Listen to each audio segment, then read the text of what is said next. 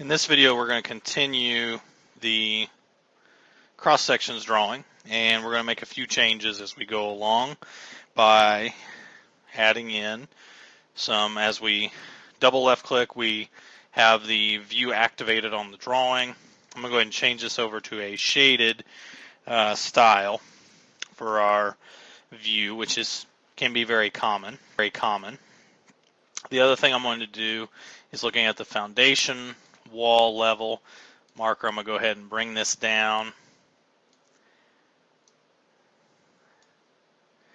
I'm going to go ahead and get this correctly positioned. So much like what we did in our elevation views drawing, I'm going to go ahead and bring that down out of the way of the view, so then that way we're not showing and covering up anything in the drawing.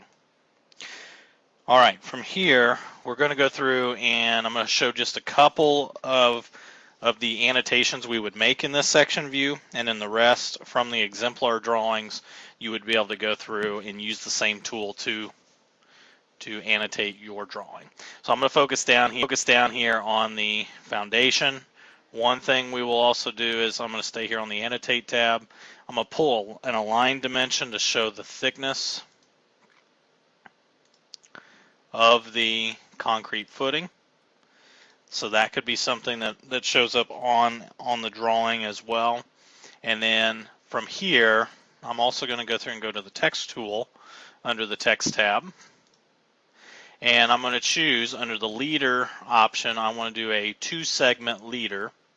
And I want to go ahead and choose, I can click on the reinforced footing. And I'm going to go ahead and add a bend in here, and I want that bend to be there. So I'm going to go ahead and add in to note that is the reinforced concrete footing. And when I click off of that, you're going to see that text is going to show up here as well. So one thing that may have to happen is I may have to go through and reposition. So I'm going to deactivate the view. I may have to reposition, and I'm going to use my arrow keys on my keyboard to do this. And I'm going to go ahead and place this a little bit further on the drawing. For my view label, I'm going to go ahead and move it over, so that way it's underneath the view. And then in order to lengthen that line, I click on the view above. I'm going to drag the line until it's underneath the entirety of the view. So this is the technique that I'm going to use. So for example, there's one item utilizing the text tool with the 2-leader segment line. When I use the text tool as well, I want to try to maintain, even as I go up above, I want to go through and note, for example, I want to go ahead and note the bat insulation.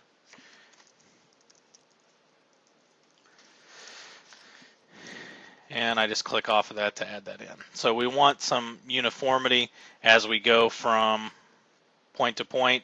One thing is, as you get to certain sections, I always like to have these aligned like this. And then we could always go through and put in some different details, like 2x6 studs at 16 inches on center, and go ahead and place those in as well. So I like the leader segments. Like here, you can see the end of the leader segments line up, as well as the bends. Makes it look nice and neat. And those are the different details that you would go through and add in as you go along the way. Other details, like down here at the bottom, so ones that, for example, I'm going to go ahead and use the text tool again. This time I'm going to switch to no leader line. And here within, you'll see on our example drawing, I'm going to draw a little text box here on the flooring. You're going to see we're going to add in a 2x10. We're going to abbreviate floor, JTS, floor joists at 16 inches on center. And I'm going to go ahead and bring those in as well. So I'm going to try to get all this into one line. You'll notice that either one of two things. Either I can go through and have it be represented on here. I can actually move it so then that way The text is actually going to have all the joist underneath it, but even then it's going to run off a little bit. So here's what I'm going to do. I'm going to probably leave it right where it's at. Double left click. Let's show the crop region.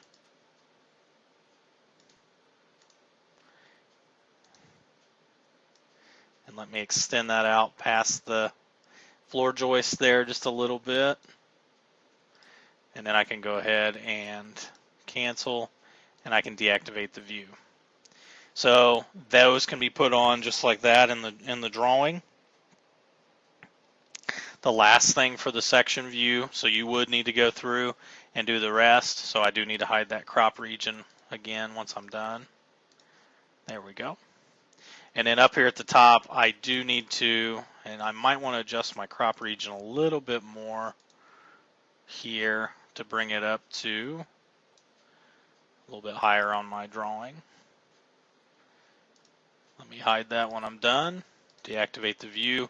And while I've got this activated, I'm going to go ahead and go to a spot slope under the dimension panel. I'm going to change to a triangle. And I'm going to go ahead and click on the top line of my roof. And when I do that, I can either go to the inside or to the outside. And I'm going to click up here. And if I need to change the type that I have, I can go to Edit Type. And the one that you're looking for, you're going to scroll down here. You're going to want to go to Unit Format.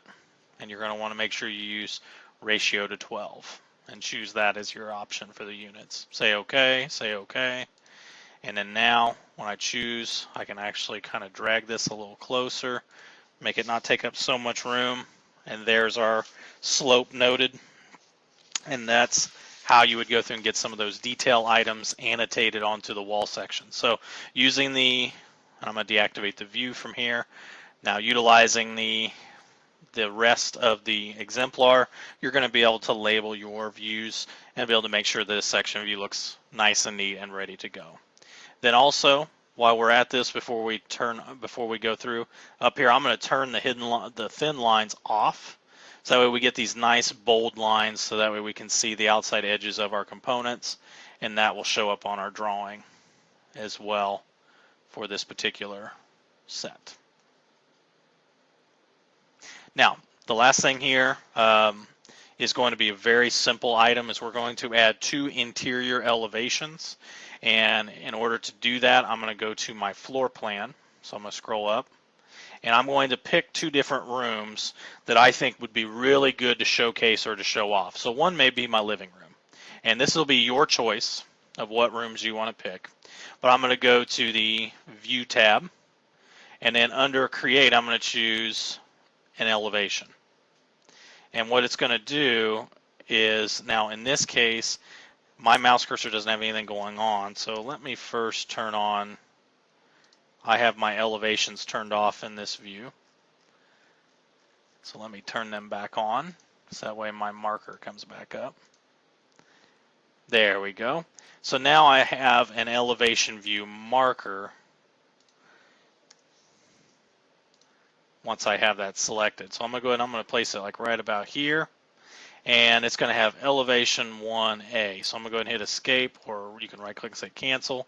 And I'm going to select this, and it gives me an option to choose. So I'm actually going to check this box, and I'm going to uncheck this one. It's going to tell me that 1A is going to be deleted, which is fine. But the black filled in portion is going to show us where that elevation is looking at. So I'm actually going to go ahead and scroll down into my project browser, elevations interior, elevation 1B. Here is my living room, and I'm going to go ahead and turn on fine detailing, and as well as do maybe a realistic approach or even shaded to show some of those details. And the one thing I'm going to do as well is I'm going to drag this finished floor label out of the view. There we go. And this will show like maybe my floor plan. And actually what I'm going to do here is I'm going to go ahead and call this, I'm going to right click on it, rename The view I want this to call is interior elevation. And I'm going to put a dash and I'm going to call this the living room. Then what I'm going to do is going back to my sheet, I'm going to drag that interior elevation living room, place it onto my drawing. And that's all that we're going to do is with that is just to show the interior elevation. So the other one that I'm going to pick is also, typically I like to go through and use a bathroom. So I'm going to place one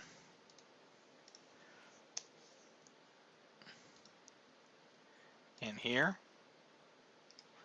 Right click and say cancel a couple times. Select that elevation marker. I'm going to uncheck the one that they put in there by default.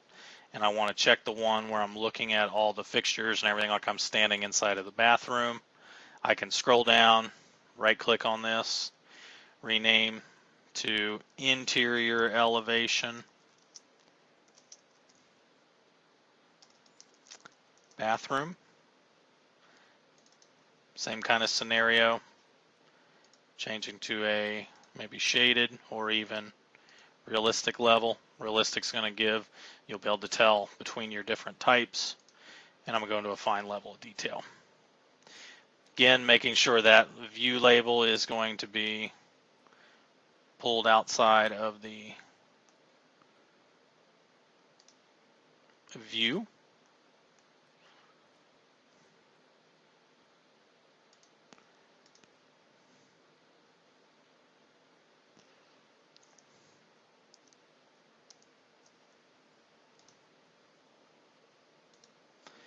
Let me try that one more time. There we go.